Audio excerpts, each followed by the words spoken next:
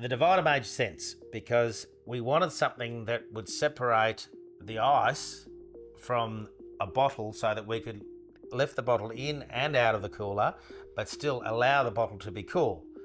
And so we came up with a divider that had like holes in the bottom slots in it, which would allow the cold water to go in, which would still cool the bottle or the champagne, wine, whatever, and allowed you to pull it out easily and put it back in easily and close the lid.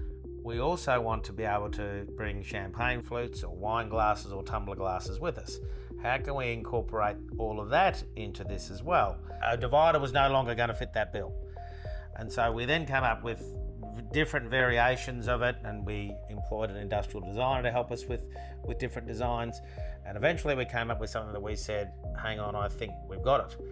And that was a cradle, a very unique cradle design that is patent pending, which would allow, say, 2 bottles of wine, 2 bottles of water, for example. Two bottles. 2 bottles, really. And that cradle also held 2 glasses, such as champagne or wine glasses, and also a tumbler glass. And most importantly, that it was removable as well. So if you were just going out on the day and you just wanted to have bottled water in there or soft drink, you could just use it just as a traditional type cooler. So that's how sort of Winkies came about. It took a lot longer than what we actually originally thought. It did, yeah. We started this almost 4 years ago.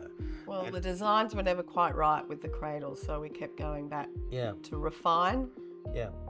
And considering that we knew that we were the demographic for this product. Well, we're the avatar. That's correct. We knew that if it was going to work for us, that more than likely it was going to work for others. And then obviously we have very similar friends who are identical avatars to us, and they also validated the insert and said, listen, I think this is a great thing.